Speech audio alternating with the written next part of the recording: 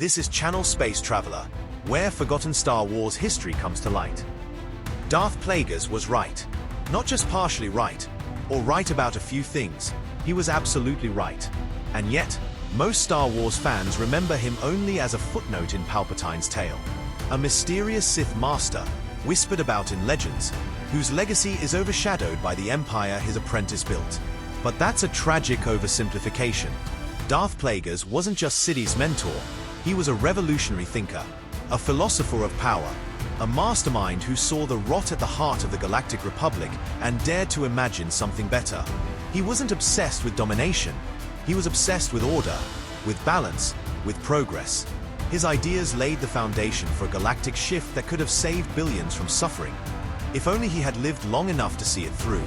In this video, we'll uncover the forgotten truth about Darth Plagueis. We'll explore how his vision reshaped the galaxy, long before the Clone Wars, long before the Empire, and why history may have painted a villain where there was, perhaps, a savior. It's time to tell the real story of Darth Plagueis the Wise. He was born as Higo Damask, immune from the icy, wealth-ridden world of Maijito, deep in the Outer Rim. But this name would eventually be buried beneath a darker legacy. Once chosen by the Bith Sith Lord Darth Tenebrous, he cast aside his old identity and was reborn as Darth Plagueis, a name that would echo in shadows for generations. From the beginning, Plagueis was not like other Sith. Where others lusted for raw power or quick conquest, Plagueis sought something far greater, transcendence through knowledge. Together with his master, he began delving into the long-forgotten depths of Sith alchemy, a mystic science once practiced by the ancient Sith species, long before the rise of the Dark Jedi who later stole their name. Darth Tenebrous had one goal: to create a force-based virus, a biological weapon that would target beings with high midichlorian counts, selectively eradicating Jedi, other Force sects, and leaving only the Sith untouched. It was an attempt at final, absolute victory, but it was reckless, imprecise, and ultimately doomed to fail. Plagueis saw through the arrogance of his master. Tenebrous' obsession with the Jedi blinded him to the real source of decay. Not the Jedi themselves, but the corrupt Galactic Republic that propped them up. And so, in the ancient Sith tradition, Plagueis made his choice. He killed his master, fulfilling the rule of two, that the apprentice must rise only by overthrowing the master. But for Plagueis, this was not just tradition. It was justice, evolution. The Sith had to move beyond petty revenge against the Jedi. The true enemy was systemic, a rotting republic strangled by bureaucracy, greed, and incompetence. Darth Plagueis would no longer wage a spiritual war against the Jedi. He would wage a war of ideologies, against the very political structure of the galaxy. And thus began the rise of a Sith not consumed by hatred alone, but by purpose. To the untrained eye, the Galactic Senate of the Republic appeared noble, an arena of debate, diplomacy, and democratic rule.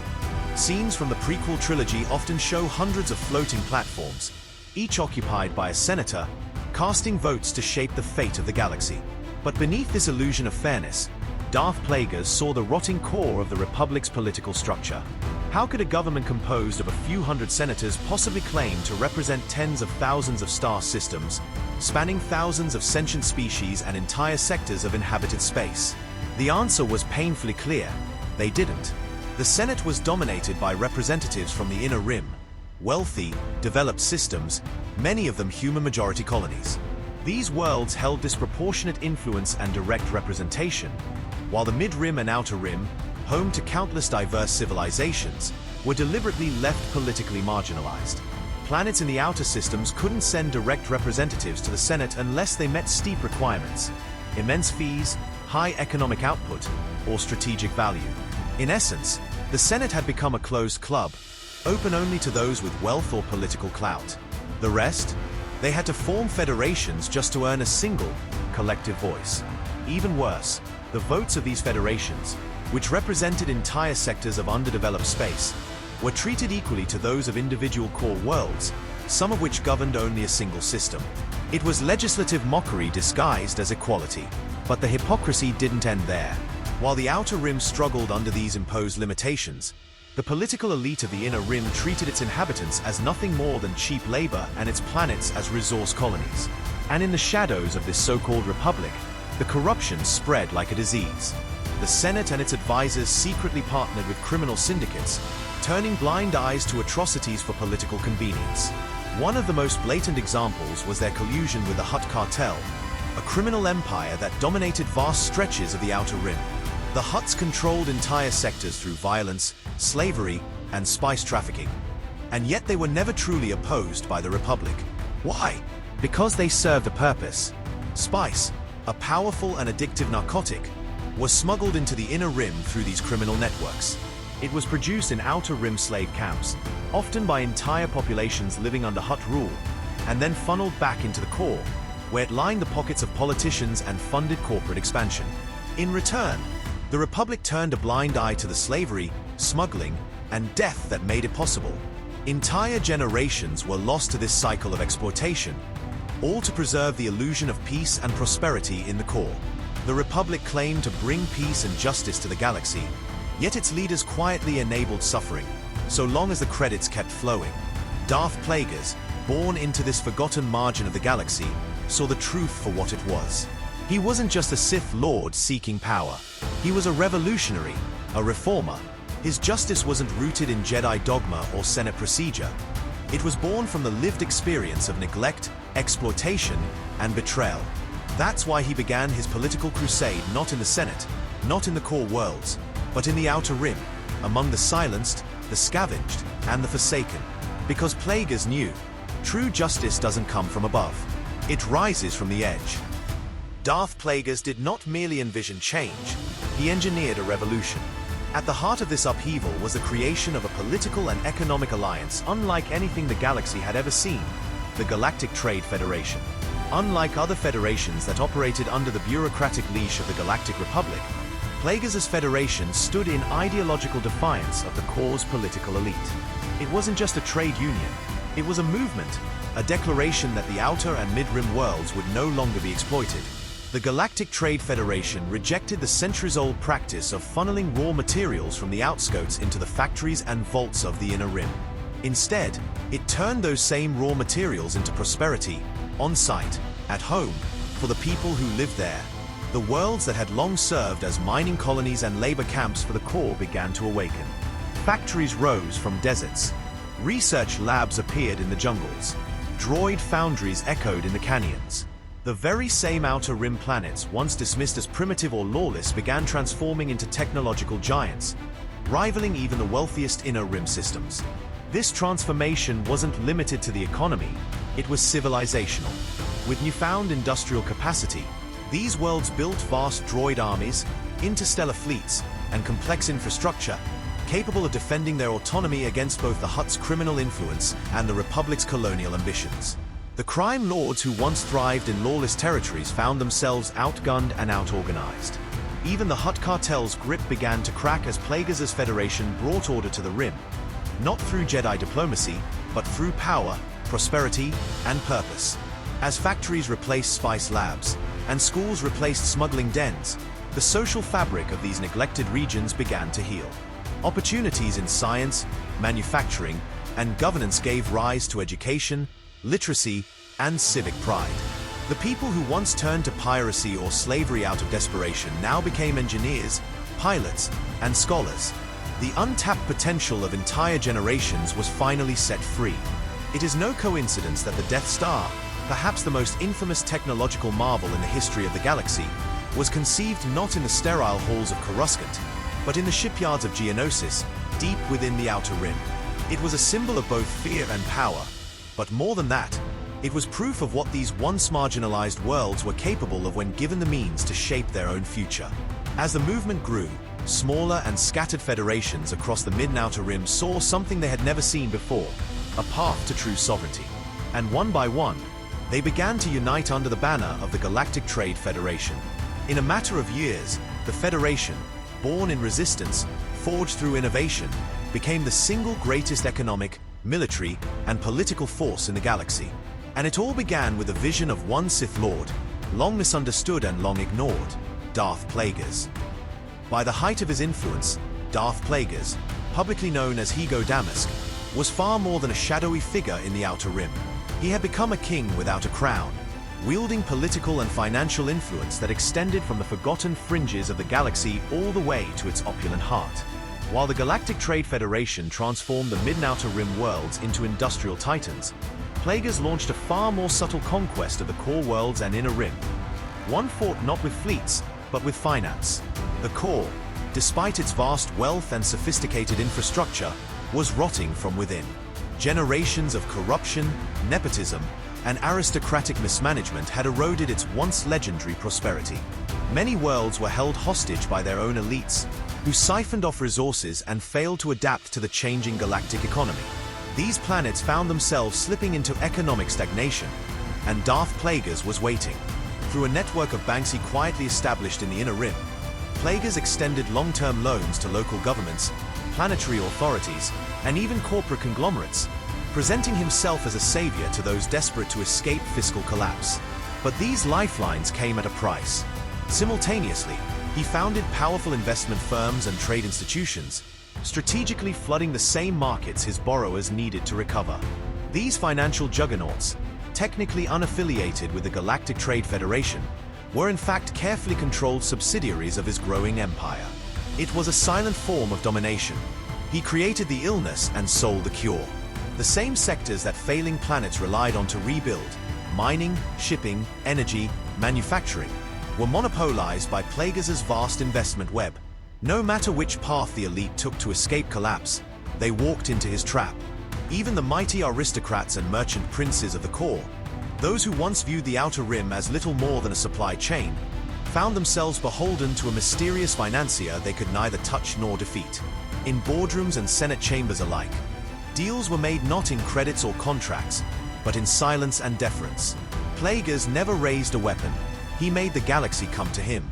And when the Clone Wars erupted between the Galactic Republic and the Galactic Trade Federation, this network of banks, holding companies, and trade alliances continued to operate in plain sight, untouched.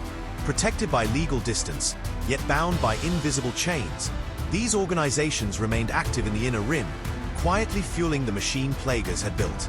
His genius was not just in wielding the Force, but in bending the entire economy of the galaxy to his will. Darth Plagueis wasn't merely a Sith Lord or a visionary leader. He was the undisputed architect of galactic commerce, the invisible hand pulling strings from both the shadows and the boardrooms. And in the end, even the Republic itself would dance to the tune he composed.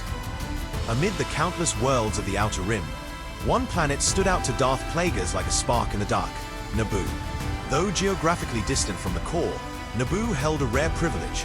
It was one of the few Outer Rim planets granted direct representation in the Galactic Senate. This, combined with its idyllic climate, vast mineral wealth, and untapped natural reserves, made it a gem among the backwater systems, a paradise cloaked in political contradiction. But beneath its serene lakes and rolling plains, Naboo was a planet built on injustice. Colonized directly by humans, its indigenous population, the Gungans, had been driven into the depths, forced to build their cities beneath the waters to escape persecution. The Gungans, once surface dwellers, had faced violent suppression and near-genocidal displacement. Their history had been erased from the planet's official narrative, reduced to whispers beneath the waves. What made Naboo even more significant was its proximity to Tatooine, a lawless desert world caught in the grip of Hutt criminal enterprises. This sector of space had quietly become a critical artery for smuggling, weapons trafficking, and spice trade, routes that led directly into the core worlds. Naboo's strategic location offered a key to controlling those routes. Whoever held Naboo didn't just hold a planet, they held a gate to economic dominance or decay.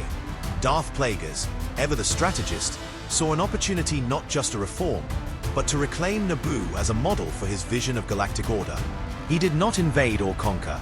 Instead, he approached with diplomacy.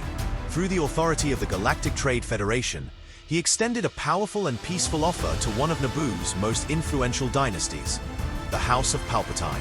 The terms were clear. If the Naboo monarchy granted full citizenship and voting rights to the Gungans, thus expanding the electorate, the prestige of the Palpatine name would virtually guarantee their victory in the upcoming elections. In return, Naboo would formally join the Galactic Trade Federation, gaining economic protection, technological investment, and political support. It was a proposal that would benefit every faction. the disenfranchised Gungans would reclaim dignity and legal standing. The humans of Naboo would enjoy a new era of prosperity under the Federation's economic umbrella. The Palpatines would rise to power, and the Federation would gain control over a strategic node in the Outer Rim.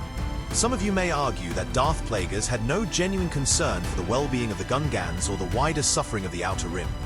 That his actions were merely part of a Sith plot to expand his power base. That may be true to some extent.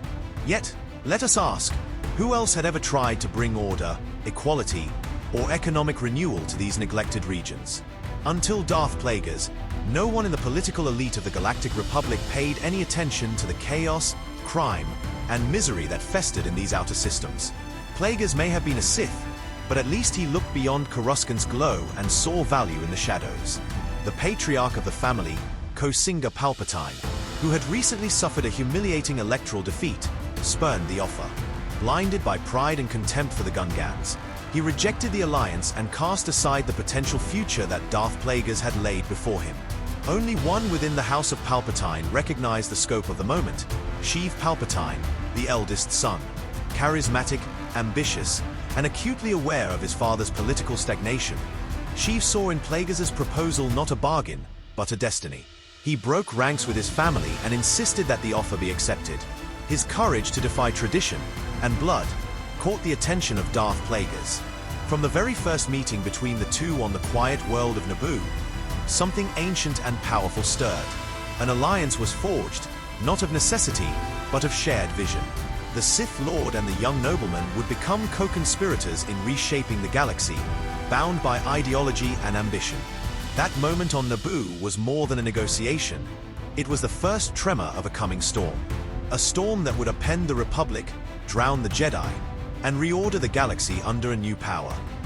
At first, Darth Plagueis introduced himself to the young Palpatine as merely a fan of ancient Sith culture and history, a curious, cultured admirer of the dark arts, nothing more.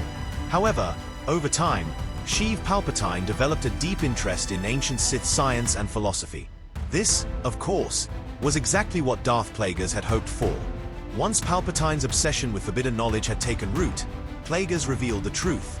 He was no mere scholar, but a Sith Lord, the one known as Darth Plagueis. Recognizing the raw potential within the ambitious young noble, Plagueis took Sheev Palpatine as his apprentice. From that moment forward, the boy who had grown up in the cold halls of House Palpatine began his descent into the shadows. Under Plagueis' brutal yet methodical guidance, he was introduced to the secrets of the dark side of the Force. And soon, Palpatine's hidden potential began to emerge. He proved to be more than a student. He was exceptional, ruthless, gifted. When Plagueis believed his apprentice was ready, he gave him his first test, a task that would erase his past and bind him to the Sith forever, destroy his own family. The Palpatine house, once a proud and powerful dynasty on Naboo, was eliminated silently and efficiently. And when the blood had dried, Plagueis gave his apprentice a new name, Darth Sidious. Using Plagueis' vast network, particularly his connections with the Galactic Trade Federation, they orchestrated the narrative. The blame for the assassination was pinned on Naboo's political enemies. In the eyes of society, young Sheev Palpatine became the lone survivor of a political massacre, a tragic noble scarred by injustice. With this false sympathy came political capital. As the last living member of House Palpatine, Sidious carefully crafted an image of humility, pain, and public service. His rise in Naboo's social hierarchy was swift, but the plan went beyond local prestige. This time, Darth Plagueis and his apprentice weren't aiming for a throne. They were targeting the Galactic Senate itself. They sought to position Darth Sidious as a senator, not a monarch. From Coruscant, the political heart of the galaxy, they would steer galactic events from the shadows with far greater influence than any king could wield. To complete the illusion of balance and reform, they also ensured the election of a new queen, Padme Amidala, just 14 years old. With the discreet influence of both Plagueis and Sidious, she was elevated as a symbol of hope and youth, but in truth, she was chosen for her naivety and malleability, a figure they could manipulate with ease. Meanwhile, Plagueis understood the need for subtlety and secrecy. He directed his apprentice to train a Sith assassin, someone who could act in the dark while Sidious remained hidden. Thus began the rise of Maul, a night brother from the shadowed world of Dathomir. Bred by cruelty, trained through pain, and unleashed with purpose, Darth Maul would become the hidden blade of the Sith's grand plan. At the same time, Darth Plagueis turned further inward, returning to the forbidden arts his own master had once explored. Like Darth Tenebrous before him, he began to study the ancient and dangerous practices of Sith alchemy. But Plagueis didn't stop at theory. He began conducting real experiments, attempting to manipulate midichlorians to create life itself. His power grew to such an extent that whispers across the Outer Rim began referring to him as Darth Plagueis the Wise, a name not granted, but earned, through decades of obsession, isolation, and unprecedented discoveries in the Force. Eventually, Plagueis achieved something few believed was even possible. He could influence the midichlorians to create life. Though the full details of his experiments remain lost to time, most believe that he and Darth Sidious worked together on these force-bending rituals, possibly conducting them on Naboo, hidden beneath the planet's noble facade. And then, it happened. On the remote, sun-scorched world of Tatooine, near Naboo's sector of space, a child was born. No father, no conception, no explanation. A child shaped purely by the will of the Force. His name was Anakin Skywalker, the Chosen One, a being of unprecedented power, a boy whose very existence hinted at Plagueis' forbidden experiments, the unintended consequence of tampering with the sacred mechanics of life. But the Sith Lords could not control the form or the place of this new creation. The Force had answered their summons, in its own way, and so began the legend of Anakin Skywalker, a boy born from prophecy, war, and perhaps the ambition of Darth Plagueis. Despite mounting pressure from the Galactic Trade Federation, the Naboo authorities refused to abandon their oppressive policies against the Gungan people, nor did they sever their underhanded alliances with the Hutt cartel. Their arrogance ran deep, rooted in the belief that no Outer Rim force could challenge their control, or expose the centuries-old crimes buried beneath Naboo's surface. But Darth Plagueis had grown tired of empty diplomacy, and so, acting through the Federation, he ordered the blockade of Naboo. Officially, it was framed as an economic sanction, justified as a response to trade restrictions, regional instability, and the need to protect the broader welfare of Outer Rim worlds. But in truth, it was a test, a calculated move by Plagueis to expose the Republic's hypocrisy and provoke its supposed guardians into revealing their true nature. The blockade worked. Backed into a corner, the Naboo political elite did what countless core world aristocrats had done for generations. They called on the Jedi Order. And so, Star Wars Episode 1 begins, not with grand galactic diplomacy, but with a tactical deployment. Two Jedi, Qui-Gon Jinn and Obi-Wan Kenobi, are sent to resolve the conflict.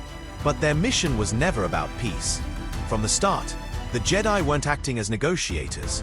They arrived as enforcers, weapons of the Republic's elite, masked beneath robes and doctrine. Their role was not to understand the cause of the conflict, but to eliminate the obstacle. The Trade Federation's viceroy, Newt Gunray, understood this perfectly. As the nominal head of the Federation's blockade, Gunray confronted the Jedi not with hostility, but with legality. He warned them that the blockade was within Republic law, technically valid and politically defensible. The Jedi didn't care. They weren't there to read trade agreements. They were there to break them. This is one of the earliest moments in the saga where we see the Jedi for what they have become. Not peacekeepers, but agents of the status quo, dispatched to protect the interests of core world power. Faced with this reality, Gunray tried to avoid a direct confrontation. He knew he was outmatched. But his fear wasn't of the Jedi, it was of what stood behind them, a Republic too blind to see its own corruption. And what if they had encountered Darth Plagueis himself? The answer is simple: they would not have survived. Plagueis, by this time, had become one of the most powerful Force users in galactic history. His knowledge of the dark side, his control over life and death, and his mastery of ancient Sith disciplines far exceeded anything a Jedi Knight or even a seasoned master could match. Qui-Gon and Obi-Wan, despite their skill and bravery, would have been effortlessly overwhelmed.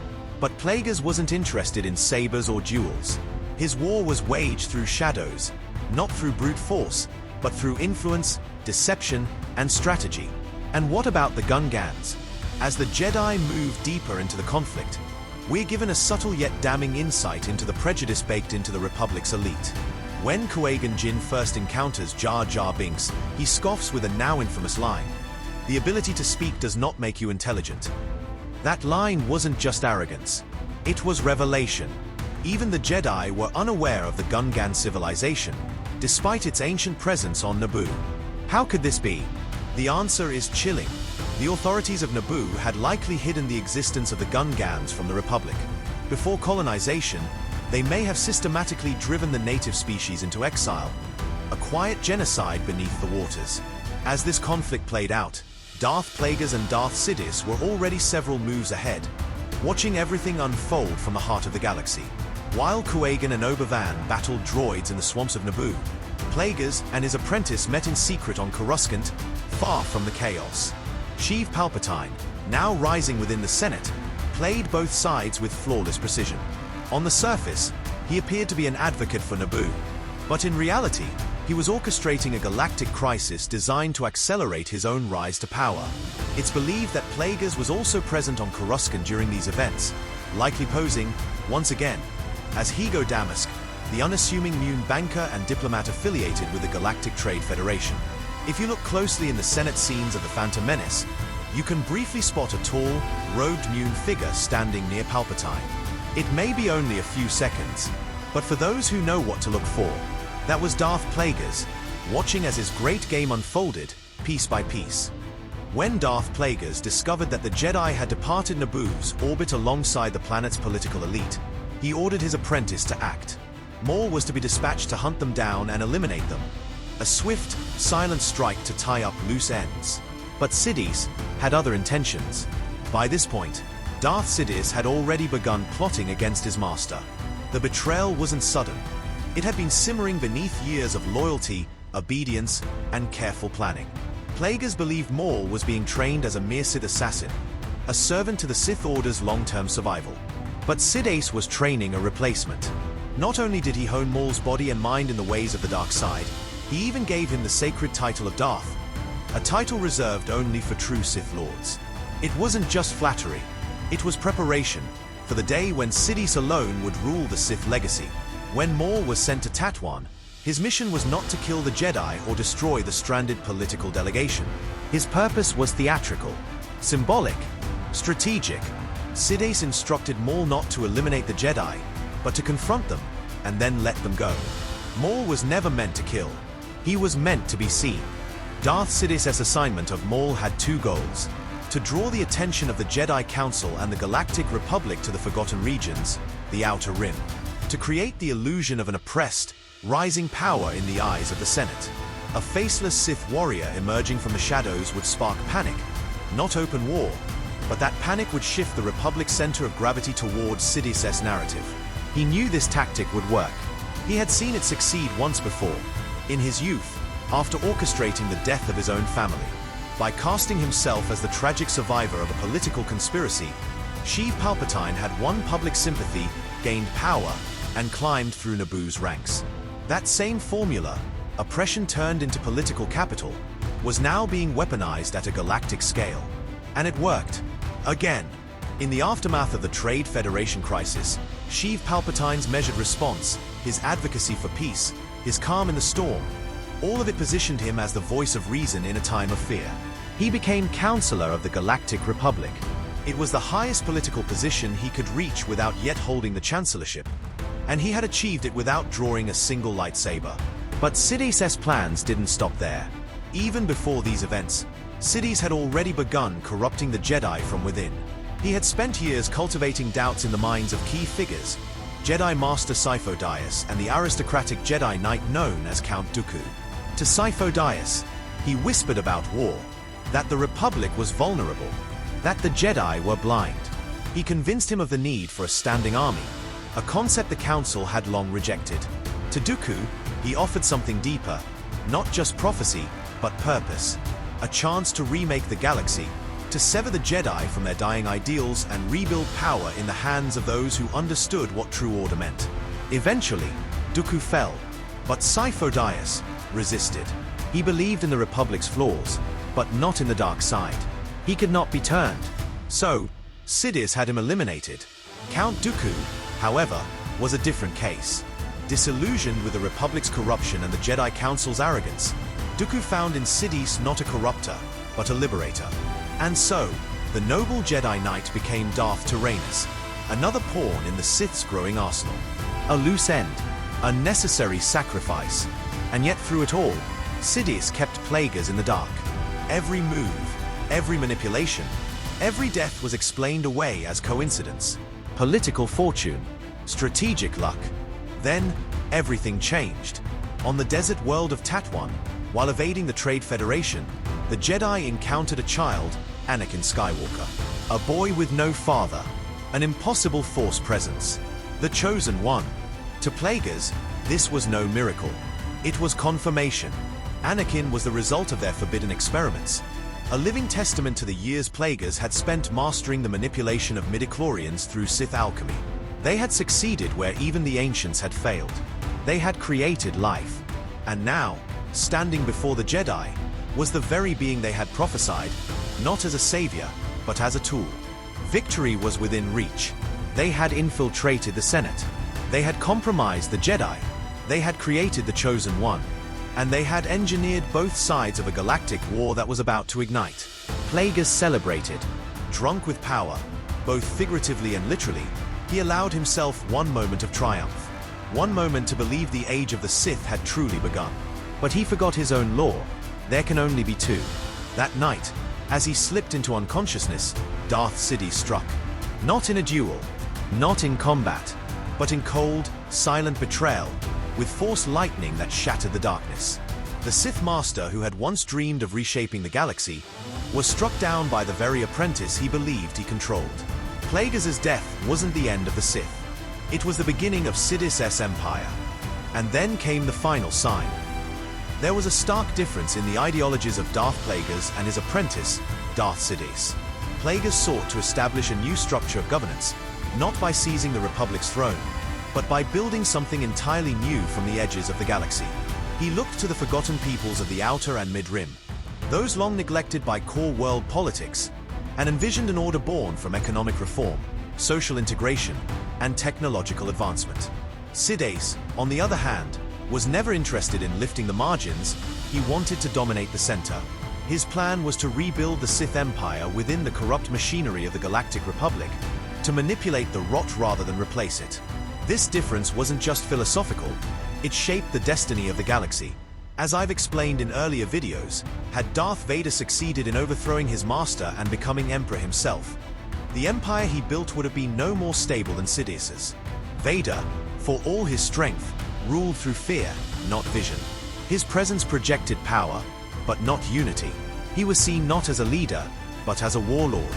By contrast, if Darth Plagueis had succeeded, if his empire had been born, it would have been stable, resilient, and perhaps even welcomed. Because unlike his apprentice, Plagueis was not just a Sith. He was a savior, a scientist, a strategist, a philosopher, a businessman, and a builder. He sought not to enslave the galaxy but to restructure it. His reign would not have lasted 20 brittle years like Sidious's. It may have endured for centuries. Had he not been betrayed on Coruscant, he would have arrived on Naboo before Padme Amidala and extended his hand not to the aristocracy, but to the Gungans.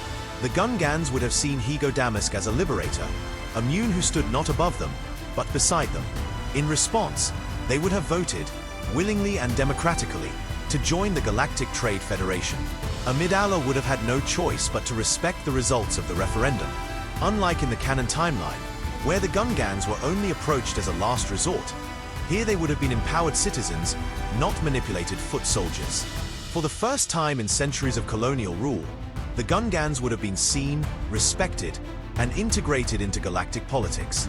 In truth, the political elite of Naboo only regained their position due to Darth Sidious's manipulations, not through merit or alliance. The clearest proof lies in the dramatic shift between the beginning and end of Episode 1.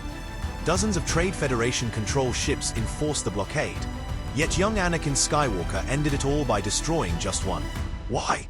Because Sidious needed to end the crisis cleanly. He couldn't afford to let galactic war erupt on his own home planet. After becoming Counselor of the Galactic Republic, he deliberately weakened the Federation, not out of ideology, but to protect his image. Had Plagueis lived, things would have been different. The Republic wouldn't have rushed to create a clone army. Instead, it would have been forced to recognize the new governmental structure rising under Higo Damask, a structure built on economic independence, social cohesion, and droid labor. Palpatine may still have remained counselor, but the true power would lie with his master, Emperor Higo Damask. His army? Not clones, not conscripts, droids, billions of them, built with purpose, evolving with technology.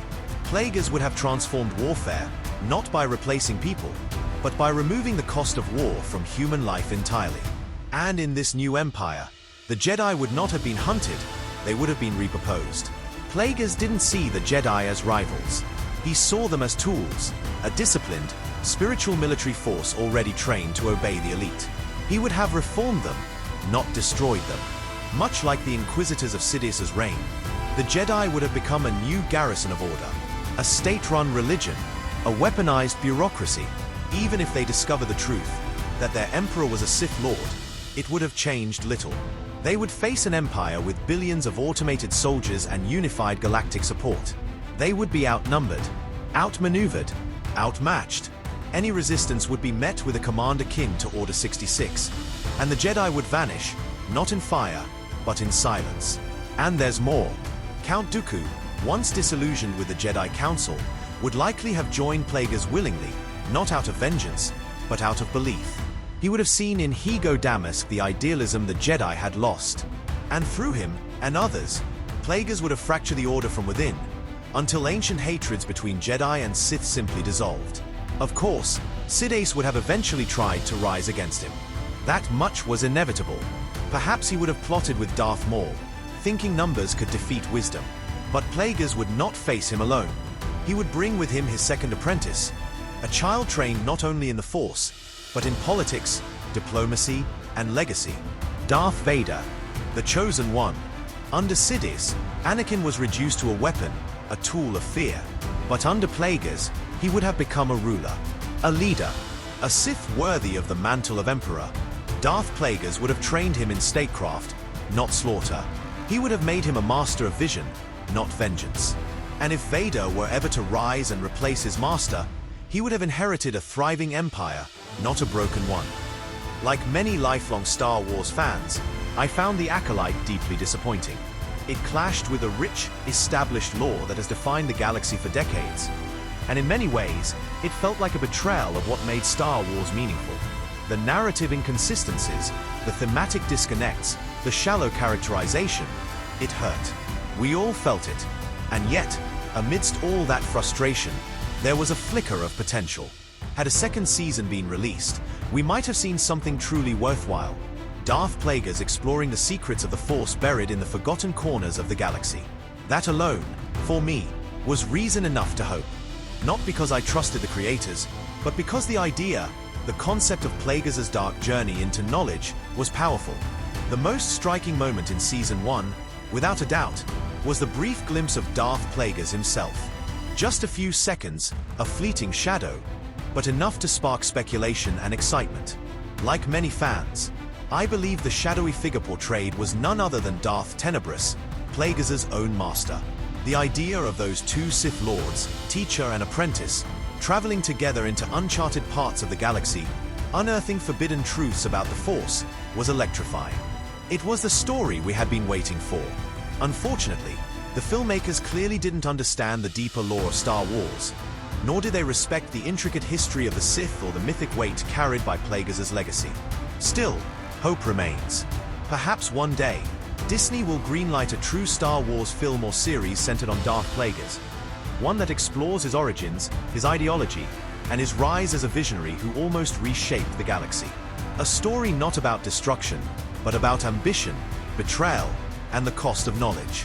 Until then, we're left with whispers and the wisdom of Darth Plagueis the Wise. If this made you question what you thought you knew about Star Wars, don't forget to like, subscribe, and drop a comment. Were the Jedi peacekeepers or galactic enforcers?